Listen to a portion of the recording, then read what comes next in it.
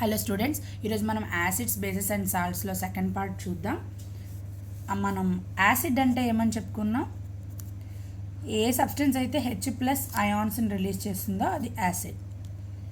ఏ substance అయితే O H minus అయాన్స్ని release చేస్తుందో అది బేస్. సో ఇది యాసిడ్ అంటే ఏంటి? ఏదైతే హెచ్ ప్లస్ అయాన్స్ రిలీజ్ చేస్తుందో అది యాసిడ్, ఏదైతే ఓహెచ్ మైనస్ అయాన్స్ని రిలీజ్ చేస్తుందో అది బేస్. అసలు స్ట్రాంగ్ యాసిడ్ అంటే ఏంటి, స్ట్రాంగ్ బేస్ అంటే ఏంటి? స్ట్రాంగ్ యాసిడ్ అంటే మోర్ హెచ్ ప్లస్ అయాన్స్ని రిలీజ్ చేస్తే అది strong acid. More O H minus అయాన్స్ని రిలీజ్ చేస్తే అది strong base. More O H minus ions. Base అంటే ఏంటి? ఓహెచ్ మైనస్ అయాన్స్ని రిలీజ్ చేయాలి. ఎక్కువ ఓహెచ్ మైనస్ అయాన్స్ని రిలీజ్ చేస్తే స్ట్రాంగ్ బేస్. వీక్ అంటే ఏంటి? దీనికి ఆపోజిట్. వీక్ యాసిడ్ అంటే లెస్ హెచ్ ప్లస్ అయాన్స్ని రిలీజ్ చేయాలి. వీక్ బేస్ అంటే లెస్ ఓహెచ్ మైనస్ అయాన్స్ని రిలీజ్ చేయాలి. సో ఇది strong acid, strong base. Weak acid, week base. అంటే ఈ స్ట్రాంగ్ యాసిడ్ బేస్లో ఏం జరుగుతుందంటే ఆ కాంపౌండ్ అన్నది కంప్లీట్ డిసోసియేషన్ జరుగుతుంది. డిసోసియేషన్ అంటే ఏంటి? విడిపోవడం. కంప్లీట్ డిసోసియేషన్ అంటే XY కాంపౌండ్ ఉందనుకోండి, X ప్లస్ ప్లస్ Y మైనస్గా విడిపోతున్నాయి. సో దాన్ని కంప్లీట్ డిసోసియేషన్ అంటాం. ఇక్కడికి వచ్చేటప్పటికి పార్షియల్ డిసోసియేషన్ జరుగుతుంది. పార్షియల్ డిసోసియేషన్ ఎందుకంటే ఇవి వీక్, అవంత ఈజీగా డిసోసియేట్ అవ్వలేవు, వాటికి అంత కెపాసిటీ ఉండదు అనమాట. సో అందుకే ఇక్కడ ఎక్కువ హెచ్ ప్లస్ అయాన్స్ కానీ ఓహెచ్ మైనస్ అయాన్స్ కానీ రిలీజ్ అవుతాయి స్ట్రాంగ్ యాసిడ్ బేస్ కేసులో. వీక్ యాసిడ్ బేస్ కేసులో పార్షియల్ డిసోసియేషన్ అనేది జరుగుతుంది. సో నెక్స్ట్, ఇప్పుడు ఈ weak acid bases, strong acid bases గురించి తెలుసుకున్నాం కదా. మనం నెక్స్ట్ కాన్సన్ట్రేటెడ్ యాసిడ్ అంటే ఏంటి?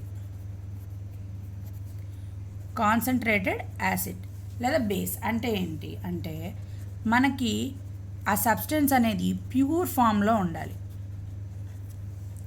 ప్యూర్ ఫామ్లో ఉండాలి.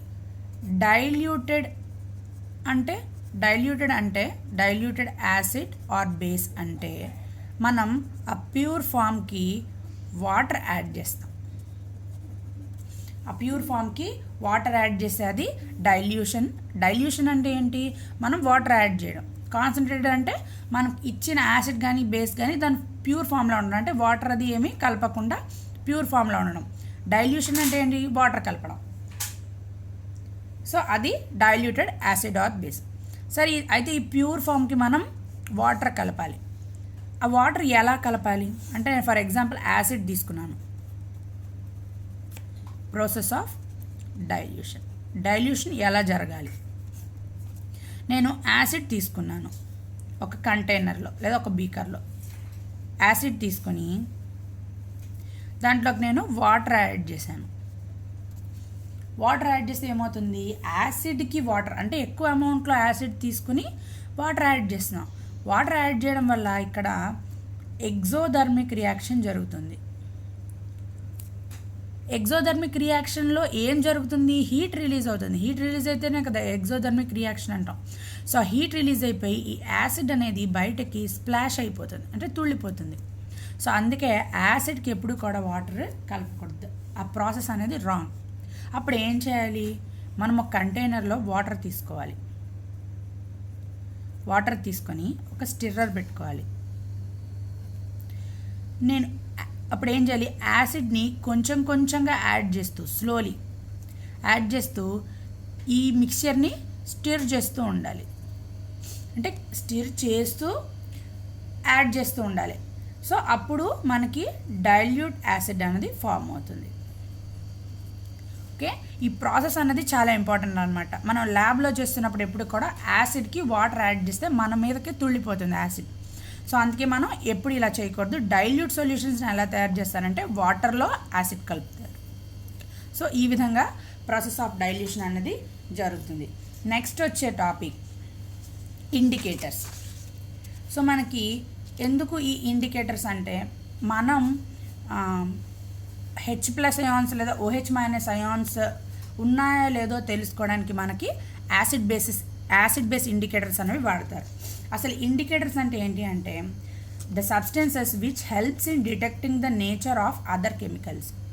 అంటే మనకి వేరే కెమికల్స్ తాలూకా నేచర్ తెలుసుకోవడానికి ఈ ఇండికేటర్స్ అనేవి ఉపయోగపడతాయి. But example litmus solution. ఆ లిట్మస్ సొల్యూషన్ అనేది మనం వేసామనుకోండి యాసిడ్లోనో బేస్లోనో, దాని తాలూకా నేచర్ కలర్ మారిపోతుంది. సో అందుకనే మనకి ఇండికేటర్స్ అనేవి ఉపయోగపడతాయి. So next universal indicators. Universal indicators అంటే ఏంటి అంటే ఇవి మామూలు ఇండికేటర్స్లా పనిచేస్తూ ప్లస్ ఎక్స్ట్రా ఫీచర్ ఏంటి అంటే determines their acidic and basic strengths. అంటే అది స్ట్రాంగ్ యాసిడ్డా వీక్ యాసిడ్డా, స్ట్రాంగ్ బేసా వీక్ బేసా అని కూడా అది డిటర్మైన్ చేస్తుంది. సో ఆ నేచర్ కెమికల్ నేచర్ తాలూకా కెమికల్ నేచర్ని డిటెక్ట్ చేస్తూ యాసిడిక్ ఆర్ బేసిక్ స్ట్రెంత్ని కూడా మనకి అది డిటర్మైన్ చేస్తుంది. సో అవి యూనివర్సల్ ఇండికేటర్స్. సో ఇక్కడ నేను కొన్ని ఇండికేటర్స్ ఇచ్చాను, ఇవి యాసిడ్ ఆర్ బేస్లో ఎలా ఉంటాయో చూద్దాం. సో ఈ ఇండికేటర్ అనేది రెడ్ లిట్మస్ పేపర్ అనేదాన్ని నేను ఈ ఇండికేటర్స్ గురించి తెలుసుకునే ముందు ఇండికేటర్స్ అయిపోయింది కదా ఇప్పుడు మనకి.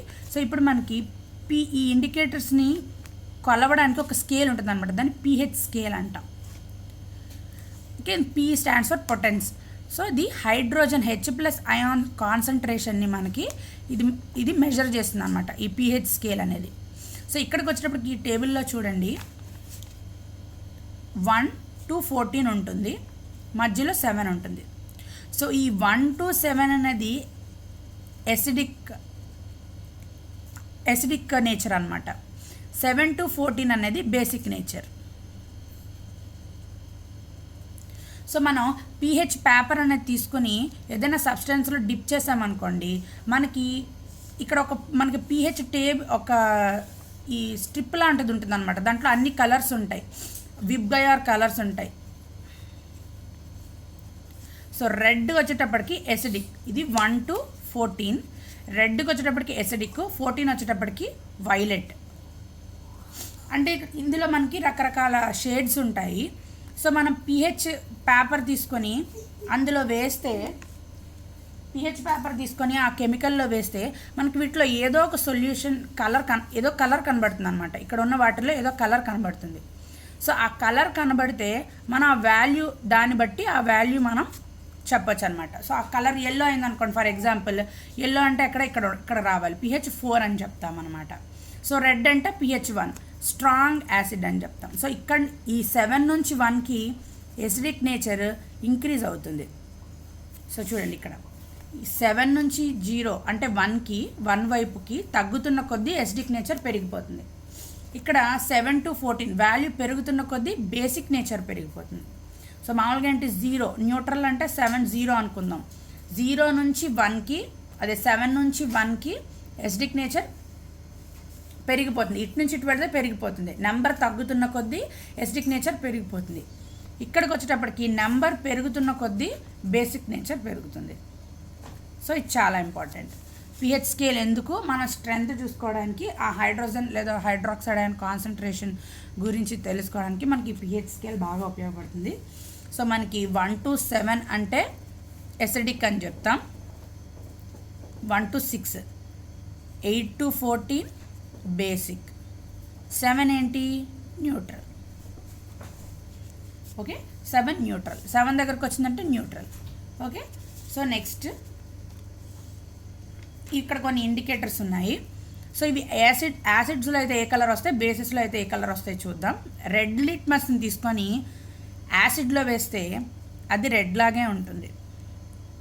బేస్లో వేసామనుకోండి, ఆ సొల్యూషన్ బేస్లో వేస్తే ఆ పేపర్ని బ్లూ కలర్లోకి వస్తుంది. సో మనకి litmus paper red to blue అయితే ఏంటి, బేస్ కదా. యాసిడ్ అయితే ఏమవ్వాలి, బ్లూ టు రెడ్ అవ్వాలి.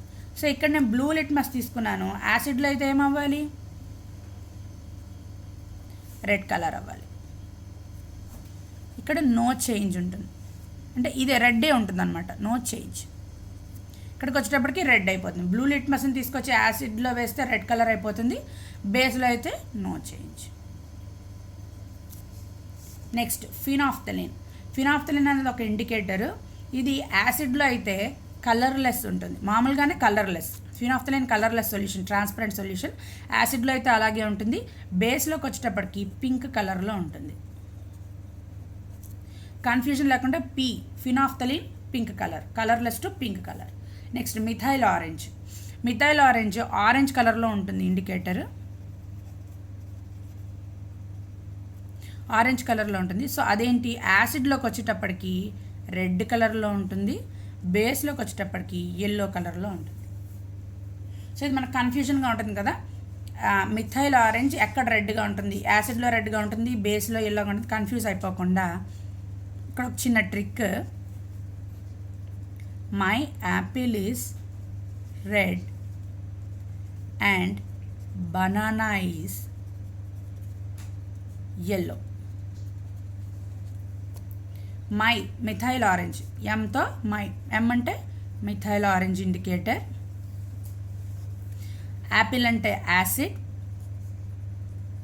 మిథైల్ ఆరెంజ్ యాసిడ్ మీడియంలో రెడ్ కలర్లో ఉంటుంది, బేసిక్ మీడియంలో ఎల్లో కలర్లో ఉంటుంది.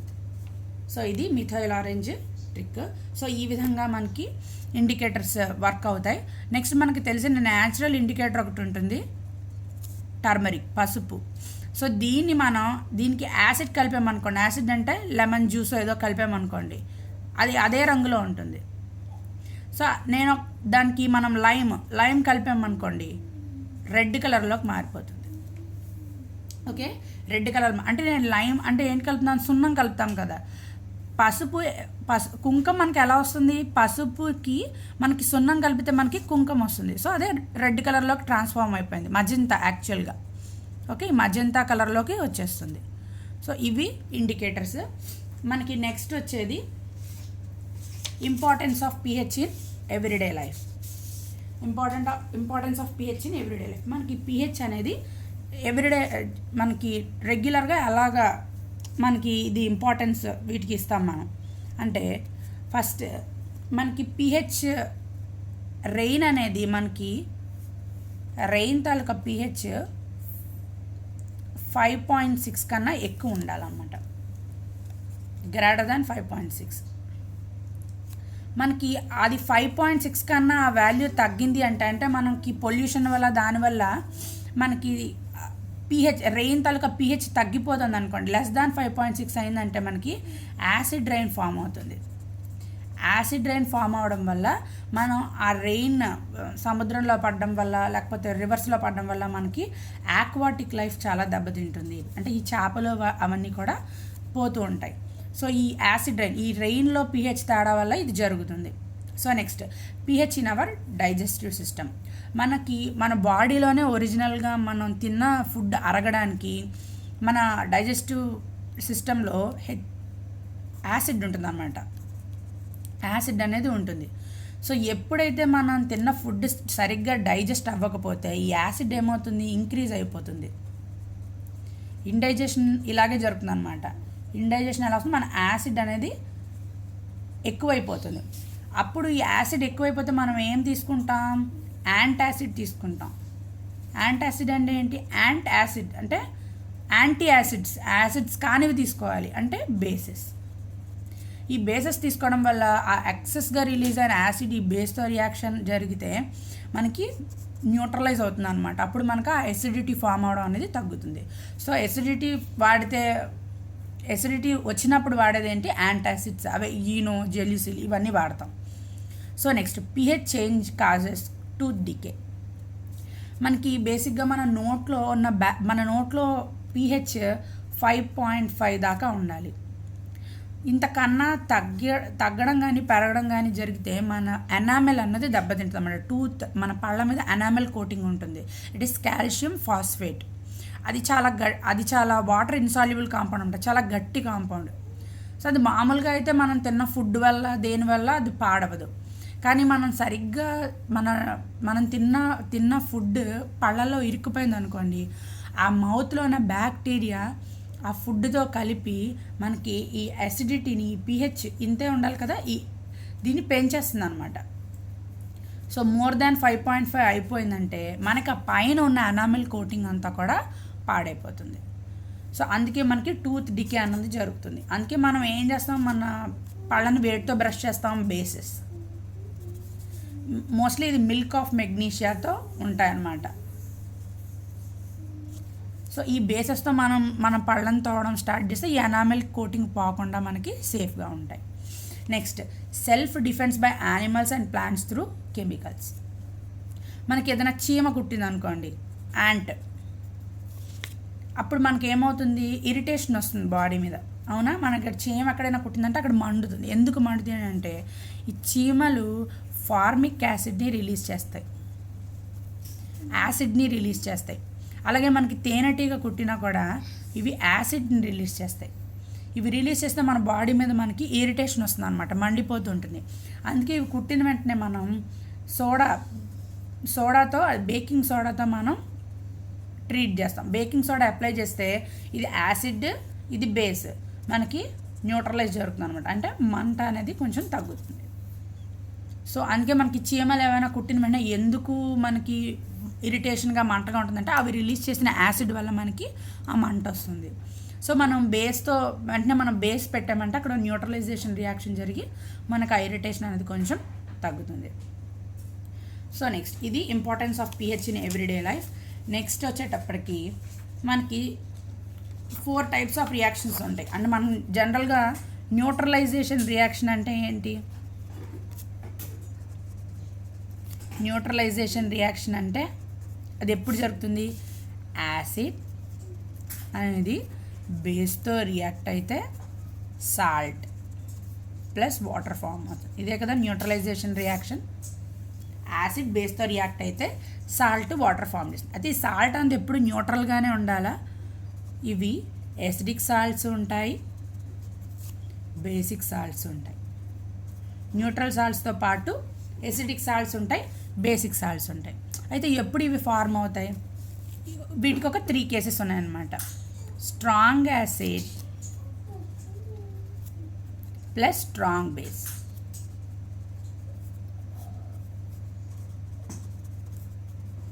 Salt plus water. సో ఇక్కడికి వచ్చేటప్పటికి స్ట్రాంగ్ యాసిడ్, స్ట్రాంగ్ బేస్ తీసుకున్నాం. స్ట్రాంగ్ యాసిడ్, స్ట్రాంగ్ బేస్ తీసుకుంటే అంటే మనం ఒక సినిమాలో హీరోయిన్ స్ట్రాంగ్, విలన్ స్ట్రాంగ్గా ఉన్నాడు అనుకోండి, అప్పుడు ఏం జరుగుతుంది? ఇద్దరు పోతారు. సో ఏమి జరగదు అనమాట. మనకు ఫార్మ్ అయ్యే సాల్ట్ న్యూట్రల్ సాల్ట్ ఫామ్ అవుతుంది. సో ఇంకో కేసులో స్ట్రాంగ్ యాసిడ్, వీక్ బేస్ తీసుకున్నాం అనుకోండి, అంటే హీరో స్ట్రాంగ్, విలన్ వీక్, అప్పుడు ఏం ఫామ్ అవుతుంది? ఈ 5 అనుకున్నాం అనుకోండి, ఇది 3 +5 -3 ఏమవుతుంది? 5 - 3 2. సో అప్పుడు ఫార్మ్ అయ్యేదేంటి? +2 కదా ఫార్మ్ అయిందంటే ఎసిడిక్ సాల్ట్ ఫార్మ్ అవుతుంది ప్లస్ వాటర్. ఇక్కడ ఏంటవుతుంది? +5 -5 రెండు క్యాన్సిల్, 0 న్యూట్రల్ సాల్ట్. ఇక్కడికి వచ్చేటప్పటికి స్ట్రాంగ్ యాసిడ్ +5 తీసుకున్నాను, వీక్ యాసిడ్ -3 తీసుకున్నాను, కొంచెం తగ్గింది కదా. Next weak acid plus strong base అంటే ఏంటి? 5 వీక్ యాసిడ్ అంటే 3 తీసుకున్నాను, -5 తీసుకున్నాను, అంతే కదా. స్ట్రాంగ్ బేస్ ఏమైంది? బేసిక్ సాల్ట్ ఫామ్ అవుతుంది. 5లోంచి 3 పోయింది, ఆ 5 -5 కదా, అంటే ఇక్కడ ఎంత ఉంటుంది? -2 ఉంటుంది. సో బేస్ కాబట్టి మనకి బేసిక్ సాల్ట్ ఫామ్ అవుతుంది. అంటే ఫర్ ఎగ్జాంపుల్ నేను HCl strong acid plus NaOH reaction జరిపాను, NaCl ప్లస్ H2O, రెండు స్ట్రాంగ్ కదా. సో న్యూట్రల్ సాల్ట్ ఫామ్ అయింది. ఇక్కడికి వచ్చేటప్పటికి strong acid H2SO4, week base అంటే MgOH twice. Second group bases week bases కొంచెం. సో ఇప్పుడు ఏం ఫామ్ అవుతుంది మనకి? H2SO4 MgOH twice, MgSO4 plus water. ఈ MgSO4 అనేది ఏంటి? Acidic salt. ఓకే, నెక్స్ట్కి వచ్చేటప్పటికి వీక్ యాసిడ్. వీక్ యాసిడ్ అంటే H2CO3 plus strong base KOH తీసుకున్నాను అనుకోండి, స్ట్రాంగ్ బేసెస్. సో నెక్స్ట్ మనకు వచ్చే సాల్ట్ ఏంటి? K2CO3 plus H2. అంటే పొటాషియం కార్బోనేట్, ఇది బేసిక్ సాల్ట్, స్ట్రాంగ్ బేస్ నుంచి వచ్చిన సాల్ట్. సో ఈ విధంగా మనం న్యూట్రలైజేషన్ రియాక్షన్లో టైప్స్ చూసాం. అంటే మనకి సాల్ట్స్ కూడా రకరకాలుగా ఎలా ఫామ్ అవుతాయో చూసాం. సో ఇది న్యూట్రలైజేషన్ రియాక్షన్.